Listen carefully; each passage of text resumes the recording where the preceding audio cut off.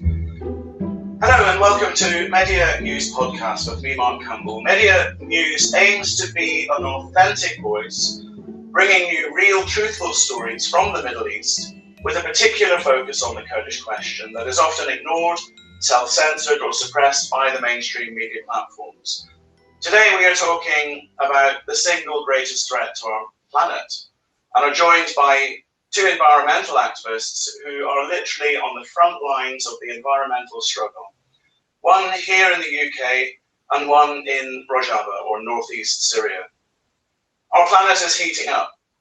We are witnessing, as normal, previously unprecedented events such as global forest wildfires, extreme flooding, and weather events that are caused by such human behavior as the chopping down of forests, of burning of fossil fuels, such as coal, etc., which release greenhouse gases, such as carbon dioxide, into the atmosphere, causing the gases to be trapped and heating up our planet to the extreme temperatures that we are witnessing, and the prospect of catastrophic events unseen in human history.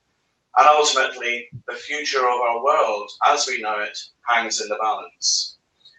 Such human activity in the pursuit of profit is responsible, says a recent landmark United Nations Intergovernmental Panel on Climate Change report, the first of 3 reports that has been published ahead of a historically important conference, perhaps the most important conference in all of our lifetimes. An upcoming intergovernmental conference on climate change in Glasgow, Scotland on the 1st of November, and the conclusions of the report are frighteningly stark. Thousands of the world's best climate scientists have worked for many years, collating results of research and evidence of the world's climate that has heated as a result of human behavior by 1 degree centigrade, causing the extreme weather, fires and floods that we are now seeing, and that it is irreversible. The heating of the oceans, the threat to the Gulf Stream, the consequences of climate change, such as the forced migration of millions of people as floods and fires seriously impact on people's lives, is set to become a feature of our daily lives for everyone around the globe. Whether from a rich developed country or a developing country, we are all in the firing line and we all face an uncertain future. So today I'm joined, very honoured and pleased to be joined by 2 environmental activists from 2 different parts of the globe, linked by a very special person. From the UK, Dirk Campbell, an activist from the environmental campaigning group Extinction Rebellion that has been at the forefront of urgently trying to raise awareness and give warnings of this catastrophic warming of the planet. And of course, listeners will know that Dirk Campbell is also the father of international volunteer Anna Campbell, also known as Helene Karakoç, who was killed on the 15th of March 2015 in the Kurdish city of Afrin by a Turkish airstrike while trying to protect the evacuation of Kurdish civilians from Afrin city. Anna was a passionate environmental activist, feminist and internationalist. And with Anna Campbell, Helene Karakoç being the link from northeast Syria, we are also joined by Shoresh, an environmental activist, an international volunteer from the International Communes campaign, Make Rojava Green Again, to discuss the campaign, the issues arising from the campaign, ecology, and if anything we as individuals or governments are able to do about it. So welcome to Media News Podcast, Dirk Campbell and Shoresh. Perhaps we can begin with you, Dirk. Please tell us how you see this catastrophic situation facing us, and a little bit about the work of Extinction Rebellion and what you want people to do ahead of the upcoming conference in Glasgow. And please reference Anna whenever you want to. Well, Mark, first thing to say is we're not related, even though we have the same surname. There are a lot of Campbells. There are a lot of Campbells in the world, but yeah, I guess our connection goes back into remote antiquity somewhere. Yeah, you're summing up. I have very little to add. It was very comprehensive, and you stated the picture that we, as activists in Extinction Rebellion and all the other activist movements, Greenpeace, Friends of the Earth, Sussex Wildlife Trust, National Society for Protection, everybody is getting the picture. Where XR is different is that we have taken it upon ourselves to risk imprisonment, prosecution, and being fined for obstructing daily life. Now, this annoys a lot of people, and we get criticism saying, "Oh, you're so ridiculous, you're so infantile, you're laughable, why are you doing it?" The reason we're doing it is because XR's actions have brought the conversation front and center in the last 2 years. Anna was killed on March the 15th, 2019, as you said. 2 months later, or it was even a month later, Extinction Rebellion took to the streets in central London and basically stopped a lot of traffic activity, and was in the news for 2 weeks. And the government at that time, Conservative government, but Parliament passed a resolution saying that we have a climate crisis. And that wouldn't have happened without Extinction Rebellion, and the continuation of that, we call it XR for short, has kept the conversation in public attention. And before XR started, nobody was really talking about it. Now it gets a mention every day in the media, and that's not really enough. Just to place attention in conversation on the subject matter, people, the denialists, the deniers, have retreated now. There's no. Yeah, I was going to say, are there anybody? I mean, these scientists have seemed to have comprehensively concluded that it's not even for discussion anymore, that it's an absolute fact. Yeah. There's nobody denying it. There are no Nigel Lawsons left who are saying it's not happening. But what our establishment is doing is saying it's up to individual action to make the change. That is a complete humbug. It's a myth. Individual action, no matter how many people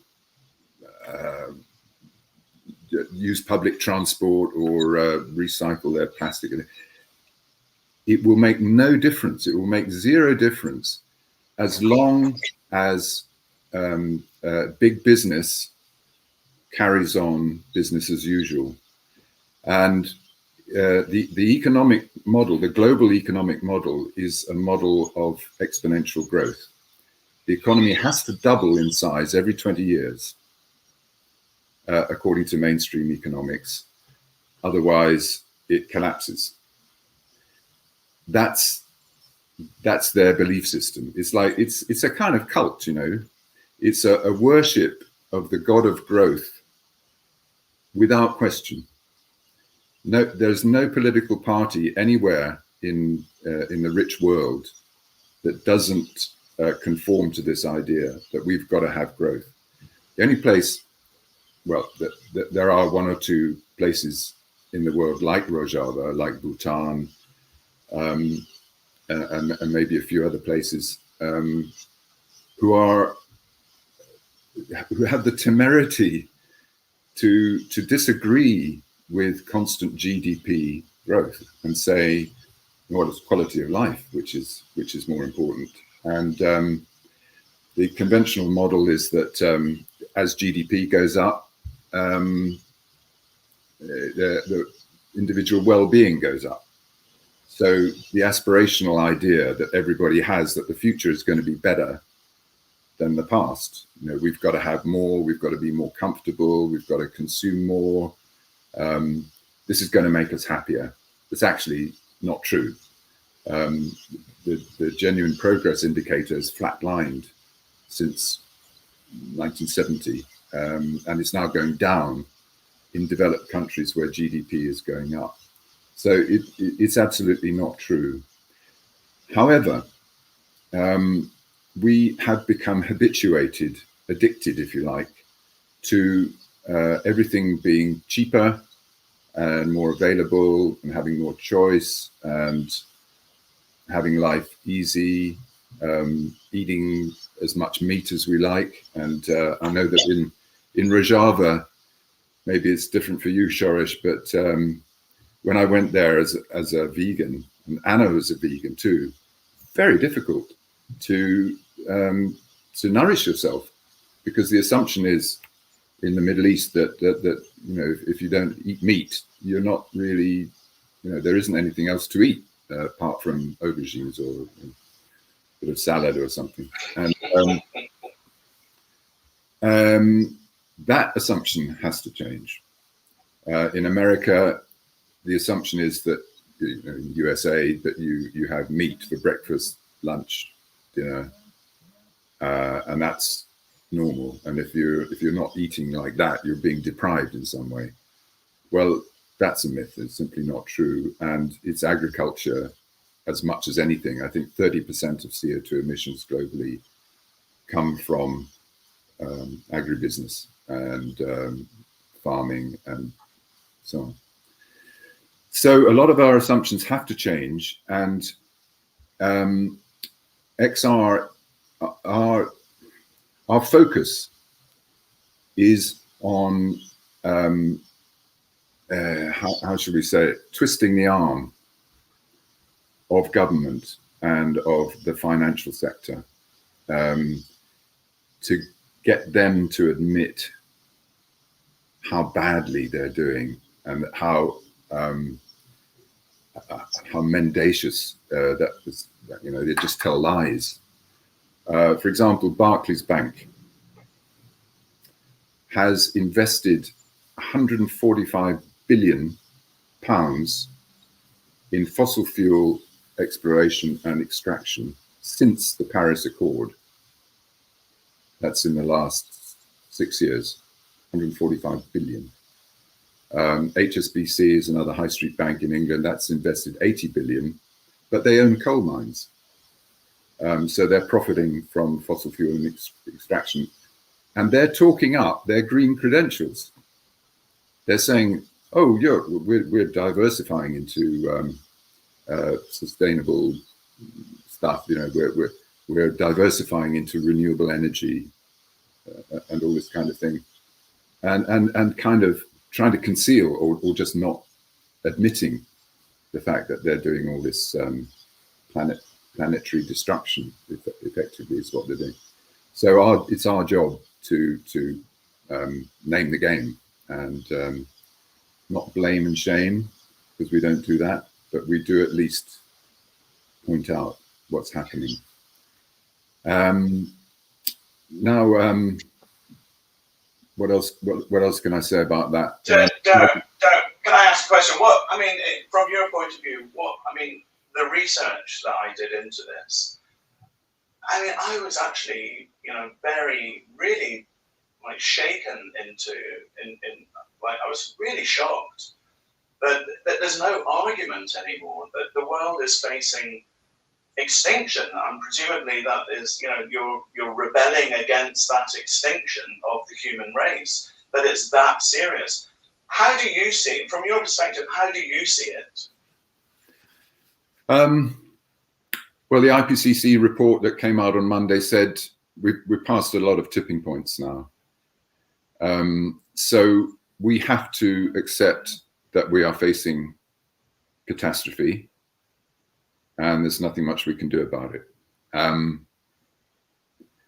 We can just make the catastrophe slightly less bad. That's the best we can do. So, you know, the Arctic summer ice is melting. In 5-10 years, there won't be any summer ice in the Arctic. We're already seeing sea level rise. We're seeing extreme weather events. And this is only with 1.2% average, 1.2 degrees average global surface rise from pre-industrial levels. As I said, the economy, the global economy has to double in size every 20 years, and it's gone up. You know, do you remember Kyoto? Do you remember Copenhagen? Do you remember all these summit conferences? I think there have been about 7 or 8 of them since the 80s. And despite all that, emissions continue to rise exponentially. It really does. It really has not made any difference. So,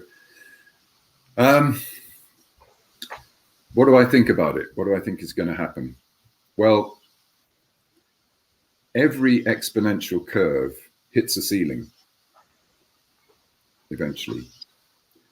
So there will be a point beyond which temperature rise becomes so destructive that it's going to wipe out billions of people. We're going to get desertification across the whole central belt of the world. Nearly 50 degrees in Sicily this week. That's never been recorded before. There was that heat dome effect on the western coast of North America, 50 degrees there. I don't know what it's like for you in Rojava now, Shoresh, northern Syria, but I imagine it's pretty hot. So we're going to get heat. We're going to get what are called wet bulb events. I don't know if you've heard about this. Whereas as the temperature increases, the atmosphere can hold more moisture. So with a very humid atmosphere, the humidity gets so high that even if you sweat, you can't cool yourself down because the sweat doesn't evaporate. There's so much humidity, which means your internal organs just basically cook, that you can't cool yourself down, so you die. And this kind of thing happens every so often in, I don't know, places like Pakistan, or India, which can get very humid. And this is going to be more and more widespread. So, with that in mind, I mean, let's travel over to Rojava. The Rojava Revolution has been known for, you know, its commitment to progressive ecological policies within the paradigm of democratic and federalism. And your daughter, Dirk, who was inspired by this revolution, traveled to Rojava and was committed to the revolution. So it's really a great pleasure to be now joined with Anna making the link to Shoresh, an environmental activist, as I said, from the Make Rojava Green Again campaign, which is a campaign set up in 2018 by internationalists who traveled to Rojava or northeast Syria, attracted by the progressive emphasis of the Rojava Revolution on social ecology, communalism, and women's liberation. The idea of the campaign, the Make Rojava Green Again campaign, is to spread awareness.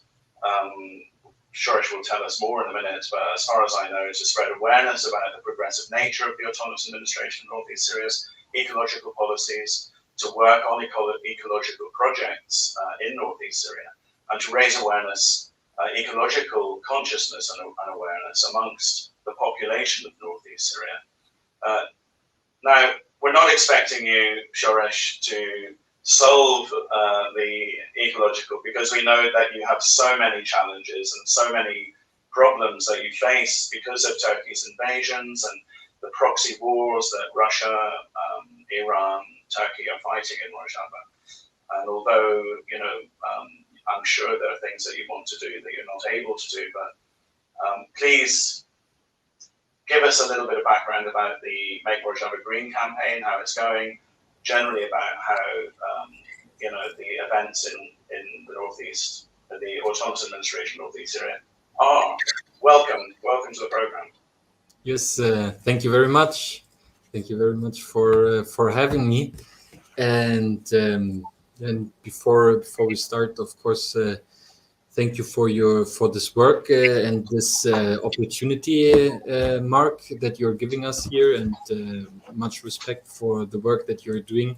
Much respect as well to Dirk, father of Sheikh Helin, who has been a very, very important comrade to us, and today as well as an important source of hope and of strength for us.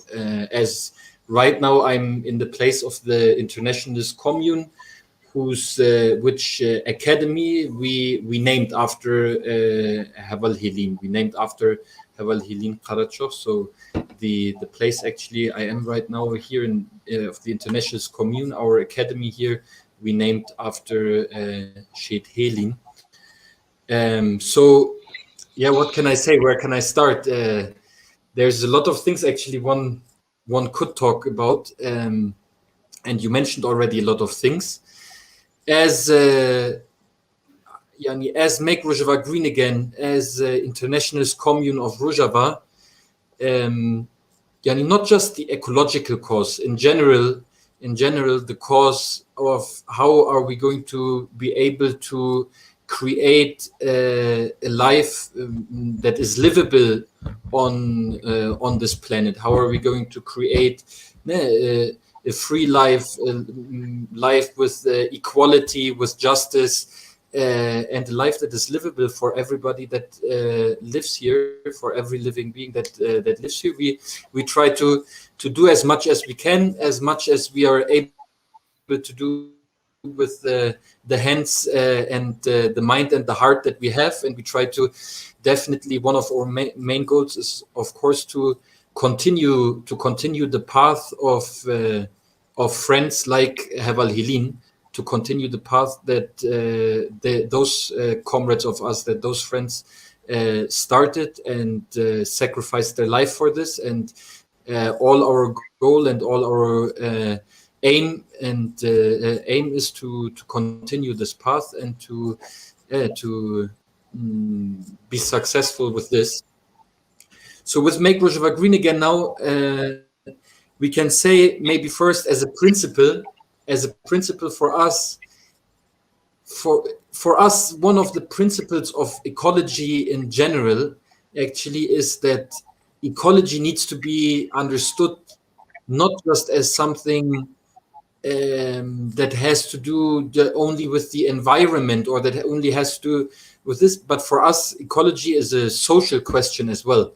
Yeah, it's a question of how society is working, how human society is working, how human society is organized, the way how human society is being structured, the way how humans interact with each other is directly connected with the question of ecology itself. So ecology for us, the ecological struggle for us has to be connected and intertwined with the anti-capitalist struggle.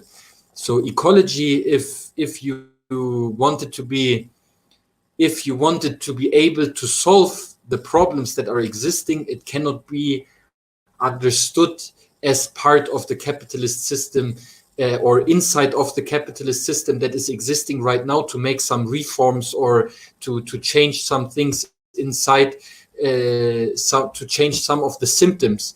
But we have to change what's underneath it, because just like Dirk already mentioned it, and you mentioned it in the beginning, what's happening right now, what we are facing, what we have been facing over the last years, not just in one place on the earth, but all around the earth in different ways with different symptoms. It's a direct consequence of capitalist modernity. It's a direct consequence of the industrialism of the last 200 years. It's a direct consequence of the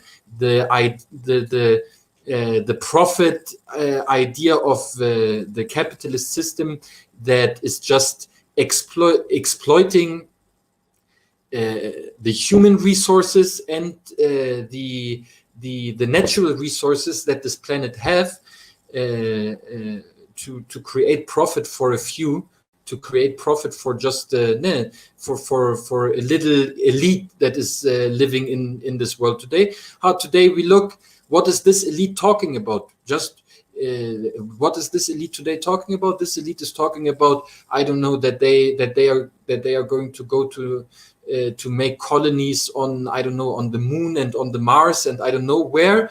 Yani, what are the solutions that they are trying to look for right now are solutions in the world that they are living in, but we are not living in this world, Yani. We are not part of this world. We are never in our life we are going to have the possibility to go to the moon or to go to the Mars or to build colonies there. No, we are living on this planet. Our parents are living here. We are living here. Our children will continue to live on this planet. So we have to organize it in a way that it's livable on it. And make Rojava green again might not be the big solution for this, but make Rojava green again at least is one thing from us that we try to contribute into this struggle. To change fundamentally the way how humanity, how society is working today, and for this to be able to make ecological life possible, to make a life in some way of how can I say, in some way of harmony, to make human life to make human life, human society, in the life possible, free life possible, in harmony with the nature and with the environment, and so on. So what are we working on as Make Rojava Green Again? I mean, the campaign started in 2018, as you said already. Actually, the campaign started exactly while the war in Afrin was going on, because back in that time when the Afrin war was happening, and for example some of our comrades, not just from the internationalist commune, from YPG, internationalist comrades from YPG, from YPG, from the commune went to Afrin, just like Heval Helin did at that time. On the other hand, we were discussing at that time, okay, what exactly this point, not just we as internationalists were discussing this, but with other comrades from the movement here, with the women's movement, with the youth movement, with the democratic, with the councils and the communes that are existing here, where we were in a discussion process. Because as you might see now, for example, what is the Rojava Revolution known for mostly? The Rojava Revolution is known for its struggle for the freedom of women. The Rojava Revolution is known for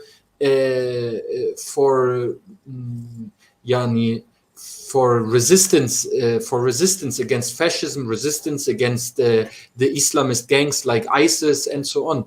The Rojava Revolution is known for building a democratic system for the people here, where they are able to govern themselves. But ecology is not so much known. Rojava is not so much known for ecology. Yes, I mean, maybe with Make Rojava Green Again and some other initiatives, we were able to raise a little bit the question of ecology outside of Rojava, or to make the connection more. But before this, it was not so much known for ecology. But the paradigm, the theoretical and ideological paradigm that the revolution here in Rojava is based on, that the people are following here, according to the ideas of Abdullah Öcalan, is the paradigm of a democratic society, of the freedom of women and an ecological society. So we were discussing how can an ecological society, has an ecological society has to look like, and how are we able, what does ecology in war times mean? Because we are not living in a time here in Rojava where there is stability. We are not living in a time where there is everything existing, where the status, where we have the possibilities and the capacities that, for example, European countries have. We don't have them here. So what does ecology in war mean? What does ecology in a country that systematically has been forced into underdevelopment, like technologically and economically, the infrastructure of Rojava before the revolution was a catastrophe, and after the revolution the war started. The war started. Until today the war is continuing. Yes, there is a lot of things that are being built up.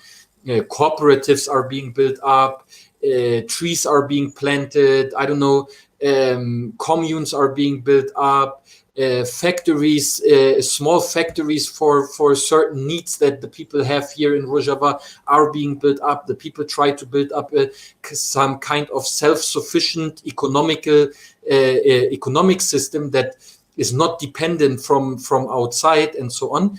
And what we try to discuss is, okay, how can we connect this with ecology? Because, for example, here in Rojava, we have energy problems. We have up to certain level water problems. We have different problems that if projects are being how do you say, like, put into practice on this matter, maybe up to a certain level could be solved. For example, before in Rojava, maybe there have never been a lot of trees, but before the revolution, actually, there were quite a lot of trees. What happened with the revolution, what happened with the beginning of the war here in Syria, all the oil production, the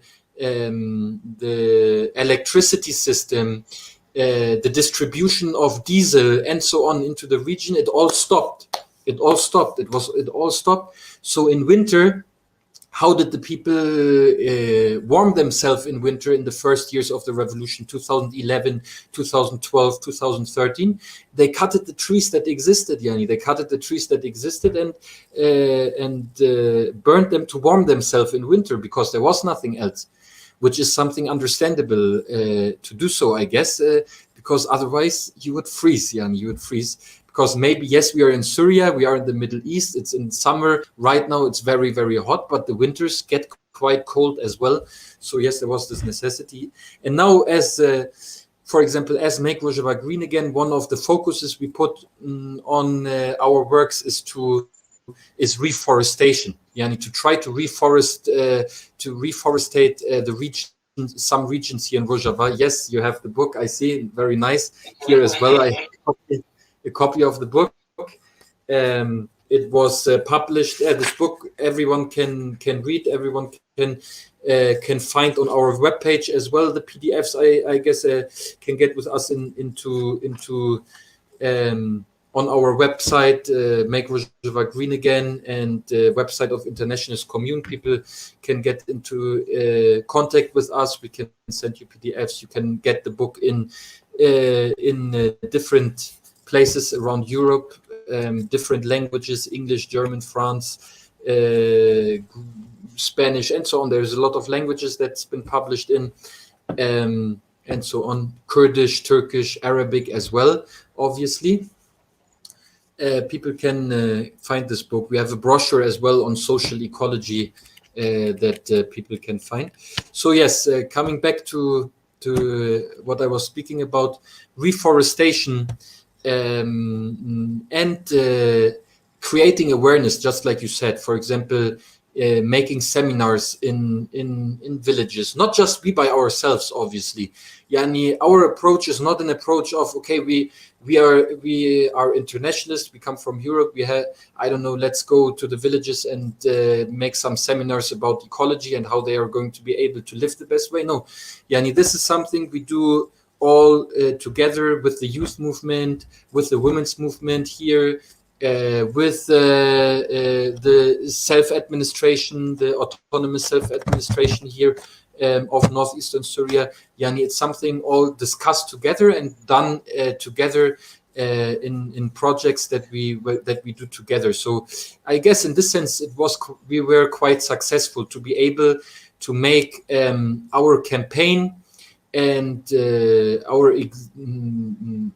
campaign as Make Rojava Green Again, for example, and internationalist community, to make it part of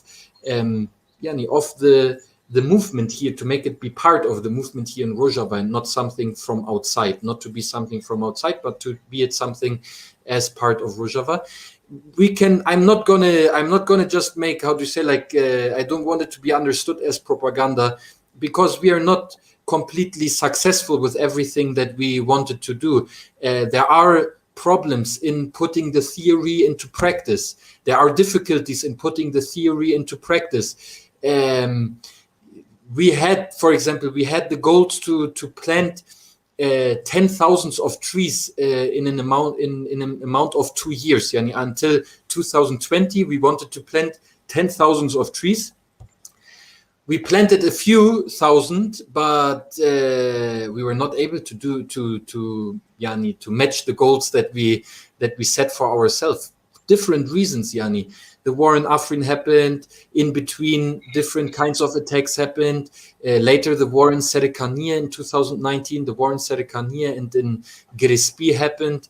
And obviously, how do you say, like, in certain times, the priority, changes a little bit. But what one of the things that I have always been very inspired and amazed by the movement here in Rojava and in Kurdistan in general is that despite the war and despite the necessity to put your resources, your effort, and your thought as well, and your ideas mostly into military, into the military field, into resistance and so on. Despite this movement has never went into a direction of saying, well, now it's war, so we cannot think about ecology. Now it's war, we cannot think about women's freedom. Now it's war, we cannot think about democracy. Now it's war, we cannot think about, I don't know what, about education and so on. No, this movement has managed to, yes, from the necessity, because it's a necessity on the ground, because we are confronted with fascism, we are confronted with occupation and so on. It's a necessity to put a lot of resources into this field of military, into the field of defense, self-defense, into the field of resistance and so on. But this movement has always managed to still, next to the war, next to all this stuff happening, to build up civil structures, to give importance to the discussions on ecology, to give importance on trying to build up pilot projects for ecology in the future, to let the different identities, the different national, ethnical, and so on identities that exist here in Rojava, to let them organize, to let them organize politically with the identity that they have and so on. So this is, how do you say, like, this is something that really inspired me until today.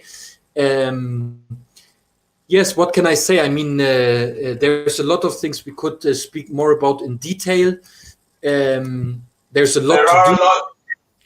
Shorish, there is a lot that we could talk about, and I don't know if any of the things that you have said so far have sparked. I saw Dirk, have sparked anything that Dirk would like to, let's start a conversation between you and Dirk.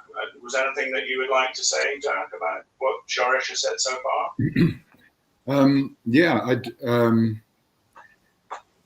be interesting to know a little bit more about the specifics. You talk about planting thousands of trees, which is fantastic. Is there anything else in terms of protection of natural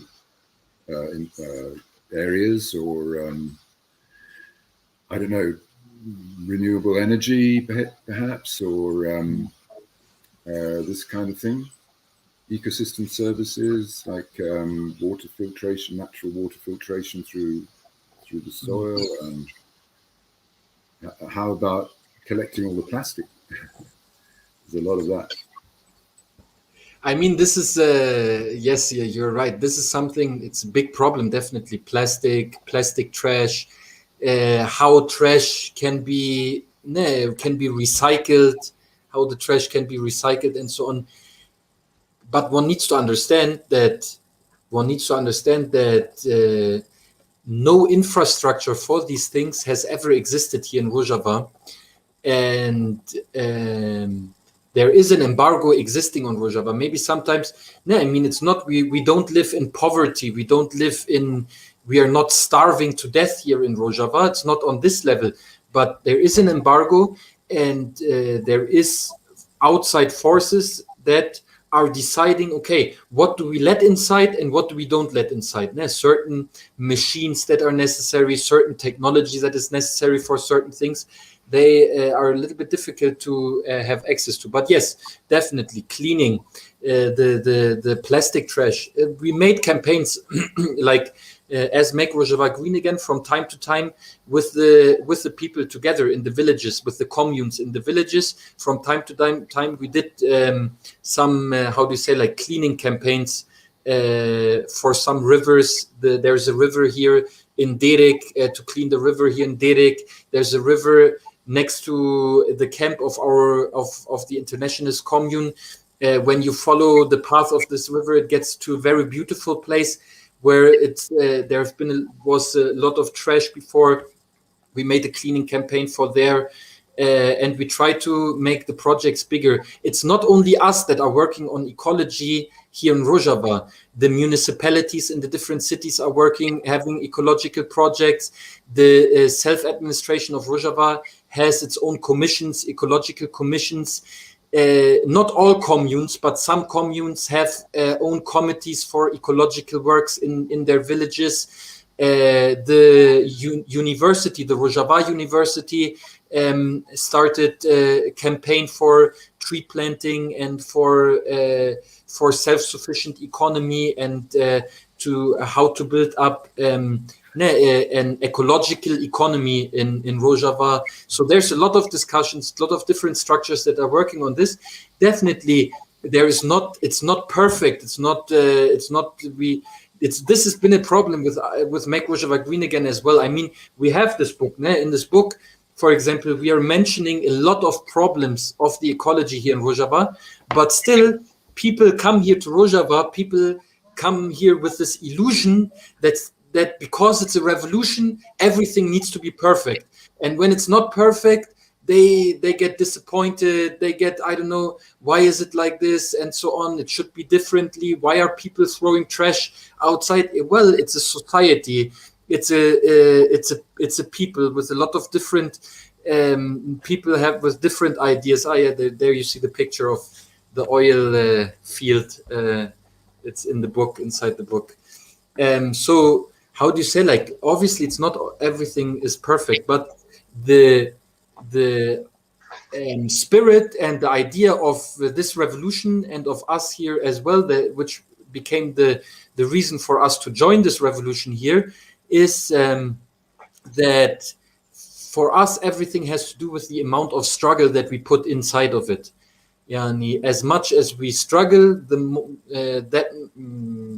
more are we going to be able to achieve the goals that we will put in front of that we are putting in front of us.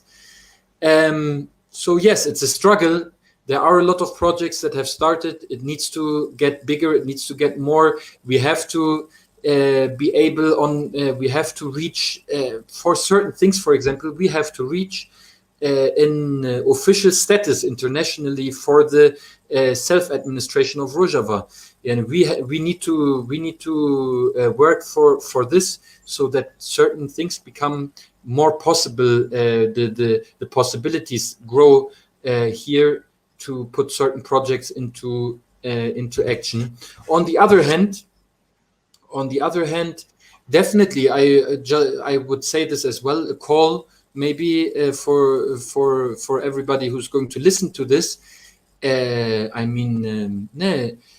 Support. Try to make research first before you do anything else. Make research on Rojava, on the revolution here, the problems of the revolution, as well as the achievements of the revolution. And on the other side, as much as you can, try to support the struggle here.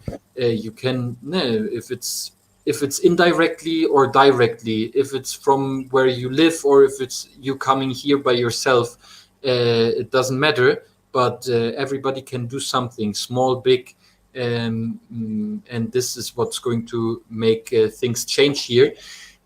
One thing is definitely a problem for the economy and for the ecology here.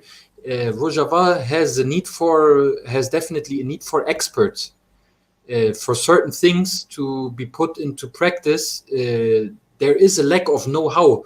For example, alternative energies, the technology of it, how to set it up systematically, and so on.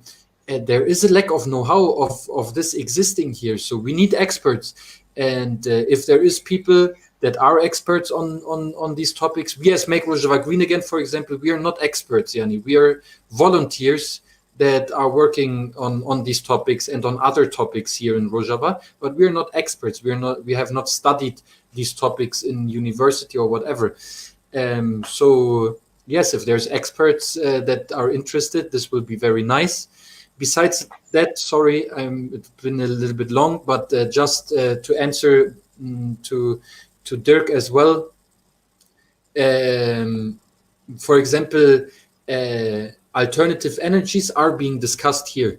Alternative energies are being discussed, especially the question of solar panels. Yani, how are we able to use the solar energy better? Because obviously we have plenty of sun here. We have a lot of sun here, which is a lot of energy if it's going to be used. Normally Rojava is not lacking so much water, but the Turkish state is cutting off the water. The last 2 years, especially this year, rain has been not a lot. Probably this is going to get not better but worse on a long term. Maybe not every year like this, but on a long term matter. Maybe we are going to change. Maybe we are going to be able to change Turkey so that the water is going to flow again. But besides this, we need alternatives, which definitely one of them is the solar energy. But how it's very expensive on the one side, on the other side, it's very expensive on the other side. How to systematically put this into practice, it's still being discussed. There are projects existing for solar energy, but we are happy for experts and organizations that feel to help by building up something like this here in Rojava. And we as Make Rojava Green Again are happy to receive and to help if there is projects other people want to put into practice. So thank you. Shoresh, thank you ever so much. I knew it was going to be a long discussion, and we've let it continue on purpose because it is fascinating. And thank you so much for your contribution and your honesty in your contribution. The Rojava Revolution was not just about the heroes who fought, and sacrificed their lives fighting ISIS, but now the struggle is very much for the governance, promoting the governance of the autonomous administration of northeast Syria. The situation is not as pessimistic as maybe some people might think. Of course, all those challenges exist. But I think there's also reasons for optimism. Especially as my last interview with Nadine Mainzer, for example, on the protection of religious freedoms in Rojava, which you briefly touched upon. and her contacts with the American government, lots of doors are opening. So perhaps there's reason to think perhaps if somebody can hear your call from Rojava for assistance in alternative system technologies that you're calling for, I hope that that's heard. And thank you very much for your contribution. I just then, in a way, the Rojava Revolution is an extinction rebellion, isn't it? It's an existentialist struggle. So that makes the link back to the Extinction Rebellion in London. And Dirk, if you would like to conclude and summarize for us our conversation and tell us how we can contribute to the Extinction Rebellion's campaign in the upcoming period towards this very important conference on climate change in Glasgow. Well, sorry, COP26 will fail.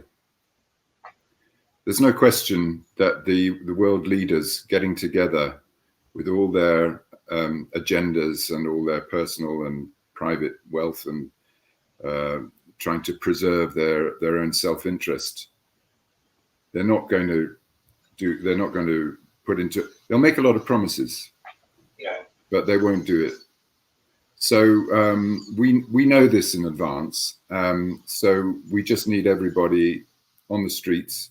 August Rebellion starts August 23rd, 10 a.m. Trafalgar Square. Turn up and join the rebellion.